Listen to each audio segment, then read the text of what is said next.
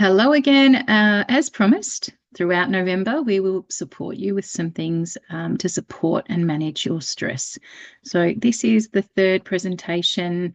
If you haven't watched the Stress Ed one, please watch that first. And perhaps the managing stress and anxiety. Okay, so thanks for joining us again. So today we're going to go through some of the supports that some people find helpful. Just remember as a disclaimer that these supports are not always there for everybody. So we have to find what works for you. And also that this is for information purposes only, and it's a self-help tool. So please seek the support of your trusted health professional. So obviously there's many ways that we can support ourselves to reduce our stress and become more aware so that our brain and nervous system are less stressed. And we'll go into those more in this presentation. And by the way, I will be sending this out, so you don't need to take too many notes or pictures. I can send it out via email. So we know that self-regulation strategies increase the ability to relax the fear center of the brain, the amygdala. So in previous presentations, we've discussed how the brain works during stress and how stress affects us. And you can see again this picture over here, just talking to that fear center being triggered. And so what we're aiming for with these stress management and self-regulation strategies is to actually turn that alarm system off. So for instance, if you're running from, a lion or a tiger, then your body is going to be in stress mode. You are going to be breathing rapidly and shallowly and, very, very, your body's sending signals to your brain to go into that alarm mode, that shutdown mode. The frontal lobe, the thinking part of us turns off and we just become instinct almost. So fight, flight, freeze. This doesn't only happen when we're running from a lion or a tiger. We are actually triggered in this way in our daily lives. So the aim of these stress management strategies are to support you to learn to take, if you can, mini breaks regularly. And this is the difference to just kind of going and doing a long meditation once a week. That's great, but it's also really important to just think about this as a day-to-day habit that you get into where you're able to take constant moments to just turn off that triggered response, especially if you've been, if you're being triggered regularly and you're in high stress, your alarm system is more kind of hair trigger. So it will go off more often and you will feel yourself in that fight, flight, freeze mode. So one quick little thing we can do to just get into that present moment awareness. And if you think about it, if there is no lion or tiger and no threat, what happens is your body will start to come back to regulation. So how we do that is we just start to breathe out slowly, because there's no way that you could be running, from a massive threat and breathing slowly and deeply.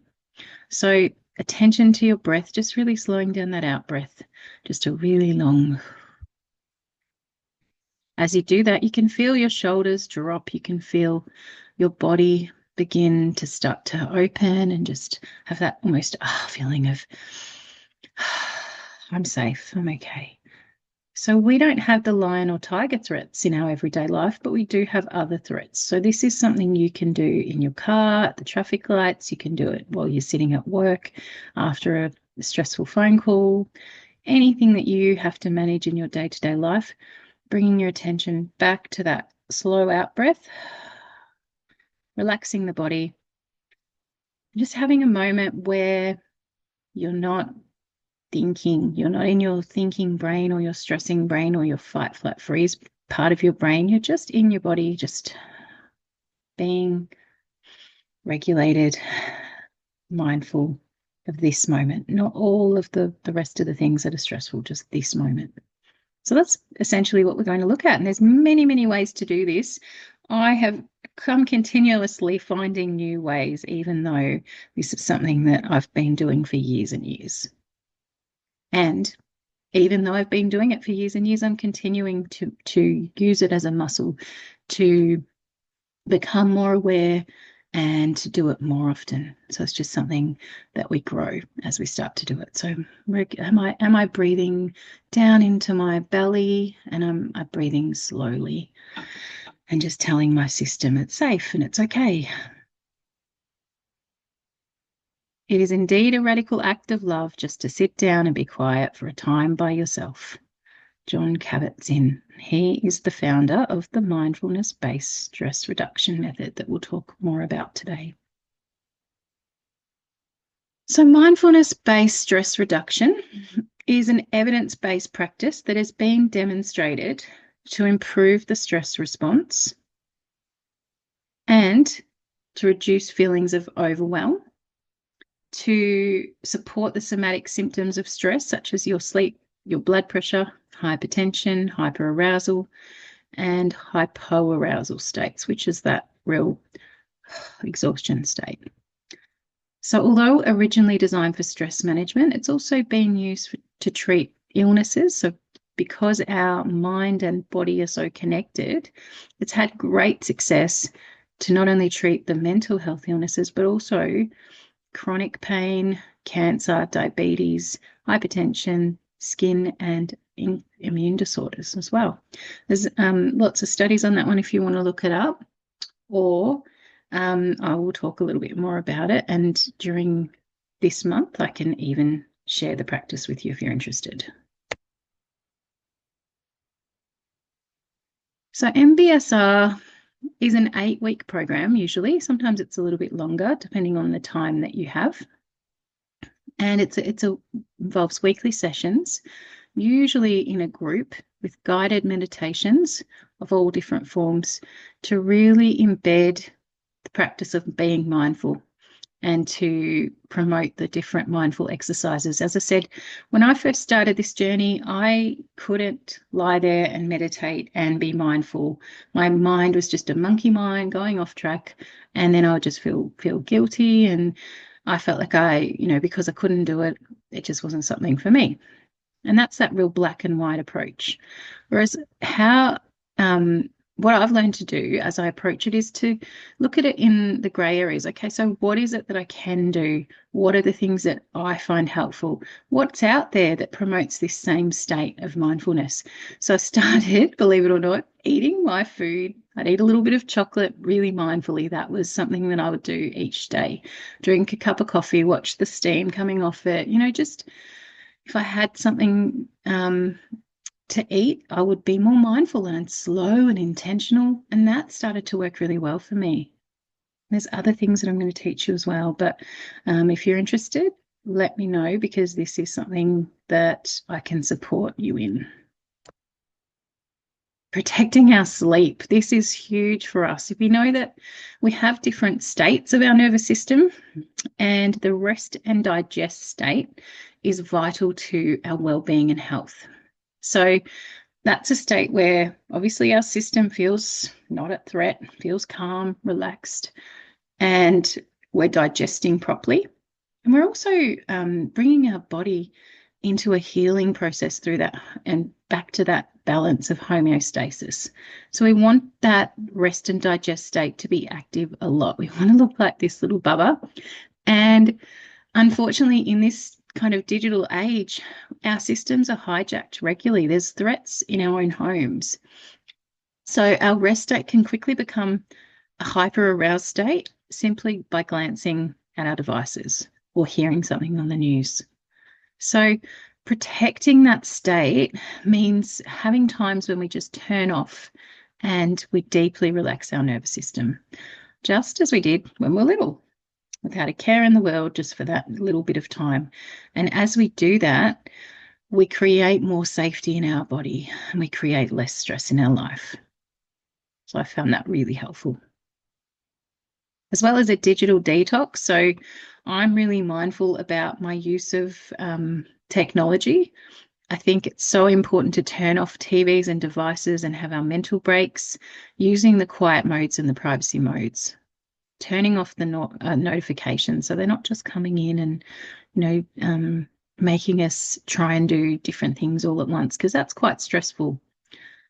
I'm when I'm working, I find that really hard because I'm constantly having, my attention pulled to different things when an email comes in. And I think there's some work we could all do around not being as split in our tasks and being more focused and being able to, as I say, multitasking is not the most effective way to work. So that's another thing that I'm going to work on, and I think that involves being more present. Not using devices an hour before bed or during the night, I think, is also so important, because there is a blue light. Often, even if you have a blue light blocker, it's still triggering you to think about what's there, the time, lots of things. So you can download apps, different relaxation apps. I like different apps that just play, certain sounds that are really great for relaxing, and then they can be timed and go off. So there's the Calm. You might have heard of Calm. It's an amazing, I think it came out in a long time ago, in 2012, I think. So it's been around. They've improved it and developed it. If you have tried it years ago and you're looking to try it again, please do so, because I cannot recommend apps like this enough. As well as Reach Out, and that's got a great worry time app. So you can try and use it to support and promote designated times to worry. And I think that's beautiful, because we're not just unaware of our thoughts and multitasking all the time. We can do it in a designated time frame and then just sit it aside. So if you're hearing this and you're thinking, wow, I do seem to find that I have quite a stressful life, and stress is an issue, and I don't want it to impact my long-term chronic health with different conditions, I think I need to work through all of the things that I stress about and find some professional support. There is definitely lots of opportunities. There's counselling, online and in person, and group programs, as I mentioned, social support programs, psychology and psychiatry, if that's a need to, just to get some medication to support you to get back on track, is sometimes the first step. So speak to your health professional, but also online. There are so many things that you can access at the moment for free. So This Way Up have a mindfulness program that takes you through, and it'll guide you through learning all of the skills in mindfulness, as well as the Black Dog Institute with their My Compass program that's aimed at supporting and improving wellbeing. So they're two that I recommend. And it's great that we can get free support, because sometimes we don't have the time to go and see someone, and we don't have the money, and it's wait lists. So, starting somewhere is really important. And then you may realize that, hang on, that's a start, but now I'm really enjoying this, and it really is freeing me up, and I'm getting support, so I want more. And then, hopefully this is the start of you prioritizing you. So we know that therapy does work. It is really evidence-based, because just learning about stress and different activation states can help you to realize when you're moving in and out of them. Sometimes we're so unaware during our day, our subconscious is ruling our lives, and we go through the day going through the motions, not even aware of the different stress states we're in. So, can you notice sensory overload? Can you notice when you're feeling that ready to explode?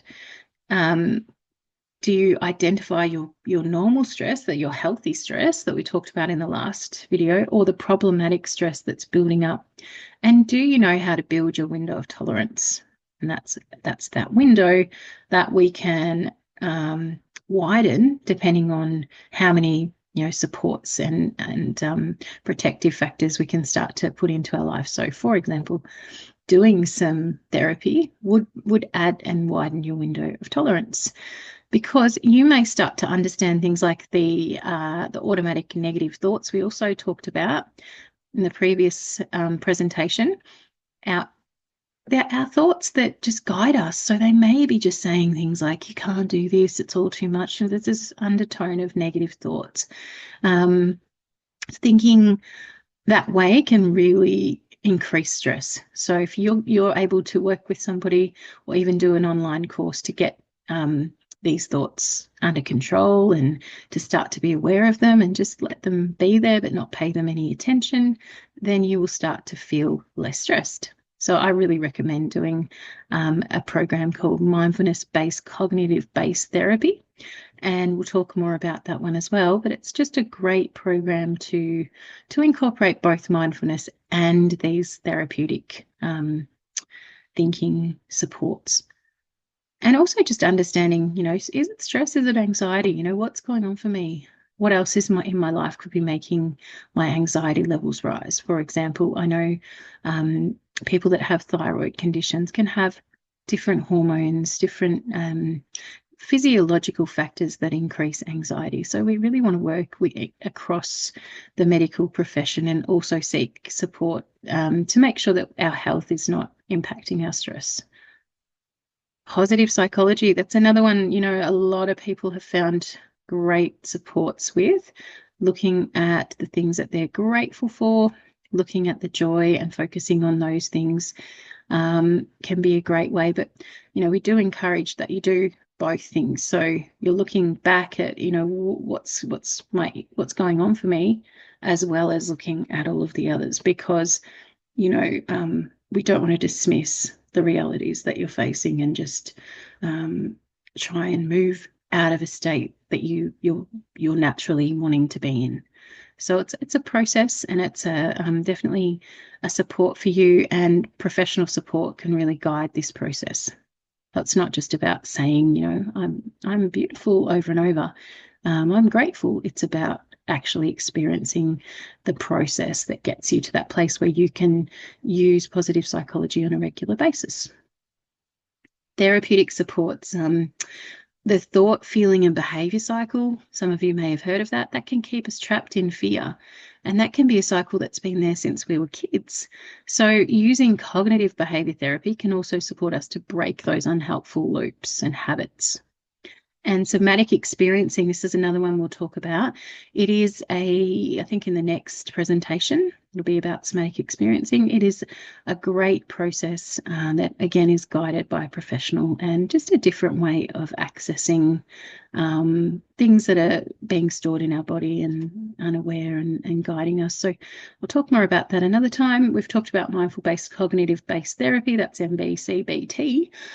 Sorry about all the acronyms. And there's also Gestalt and other therapeutic models that can work really well for stress. So yeah, talk to people in your health service for more information. This is the mindfulness-based cognitive therapy model. So it's an 8-week course, and it does integrate the mindfulness practices as well as the cognitive theory, so that people with anxiety and stress can reduce, as well as supporting depression. And there's also online and in-person sessions available. Other supports and important considerations for managing stress. So Head to Health. If you go onto the link below that picture, Understanding Feelings of Stress, there's so many resources on there. I recommend that. Help is available. If you are feeling at any time that stress gets the better of you, please reach out for support, because it can just be a temporary state, and it can be something that you can really work with supports to learn ways to manage. So don't do it alone. Other important factors for stress management, definitely social connections and healthy relationships. So we know that the 3 components to social connection are usually the number and variety of relationships and frequency of interactions that a person has, and the function or the degree to which those relationships serve various needs, and the quality of those positive relationships matter. So these are the things that, if you are thinking, I just don't have this in my life, it is worth investing in. So please spend some time thinking about how you could potentially increase those social connections, because that is going to reduce stress. Being with others is a really great regulation for the nervous system if you feel safe. So again, it's the quality and the function and the structure. In some relationships, they're not going to decrease our stress, they're going to increase our stress. So being mindful of that as well, and maybe reducing the ones that don't serve us well where possible. We'll talk more about boundaries in a minute. So sometimes boundaries in relationship can be quite blurred, and we say yes, but we should be saying no. This can be really, really tricky. I find working with people that this comes when people feel a guilt or a lack of self in relationships. So we know building up our healthy boundaries are becoming more self-aware, so self-knowledgeable. And this self-knowledgeable side means knowing, I'm not okay right now. I need to say no for these reasons. Accepting that, self-acceptance, sometimes in our life, for example, if we have a broken leg, and, this is that old adage that's been talked about for years, people understand, they see the broken leg, they see the cast, they see the crutches, and they wouldn't expect you to go on the Ferris wheel. So you can say no. But if you have a mental health issue, if you are feeling overwhelmed and burnout and stress, as we described in the last presentation, it is harder for you to see it. It's harder for others to see it. And it is harder to say no and to know where that healthy boundary is. So sometimes we need to accept exactly where we're at and have self-compassion and try and explain to others reaching out to people at work and being able to say, things are just getting the better of me right now. I just need to pull back a minute. And then doing the things that you need, getting sleep, eating well, excuse me, so that you can prioritize you for a bit. So important. 4A's in stress reduction. So we want to avoid where possible. So is this something that I can put off for now? Is there something more regulating that I can do? Can I decline or avoid it? If possible, this will support you to just take the time you need to get yourself feeling okay again, to do the regulation supports, to spend some time being mindful. Can we alter it? Is someone else able to support you to do it? How much could you potentially compromise? And, make it more manageable for you so that it's not putting you into that overwhelmed state. Can we adapt it? What's the bigger picture here? How can you reframe the situation to be able to adapt it? And can you accept it? So is it in my control? That's a really great one, the control circle. So on the outside, things I can't control. On the inside, these are the things I can control. How can I learn and grow out of this challenge? So remembering these can be really, really important in reducing stress in our lives, looking after ourselves. I love stress journaling. I think often until I start spending time with my stress, instead of pushing it away and going, you're not there, I don't want to know about you, I tend to welcome it and go, okay, well, what are you telling me? So I can sit down with it and do some journaling and use some prompts, and it's amazing what comes out. It's amazing what I realize, and then I just let it go. So, thinking about all of these things, and you don't have to do them all at once, I'd recommend doing them gradually, will really help you get clarity about your stress. And as I said, when we turn towards something and not away, trying to avoid it, when we face it, give it its time, listen to it, it often really reduces the feeling in our bodies, because that's the feeling's there for a reason. It's trying to warn us, it's trying to help us. So yeah, I encourage you to spend time with it. As I said, these will be sent around, so you can potentially do them in your own time at some point. And lucky last, sleep, as we've talked about, getting enough sleep. We know that doing anything well is tricky without sleep. So if you are feeling huge levels of stress in your life and you're also not sleeping, it's probably a good place to start. So maybe visiting your GP and just working out, is there a reason why, looking at how to promote sleep. So if you can start to get 7 to 8 hours, you're going to manage and handle the stress in your life much more productively, and you're able to probably think and keep that thinking brain on more often. So, yeah, always go to sleep first. For more information and supports or referrals, please contact your local health team, Hesse Rural Health, Colac Area Health, or Great Ocean Road Health. Thank you so much for your time, and I hope to continue spending time this month talking about stress with you and reducing your stress levels.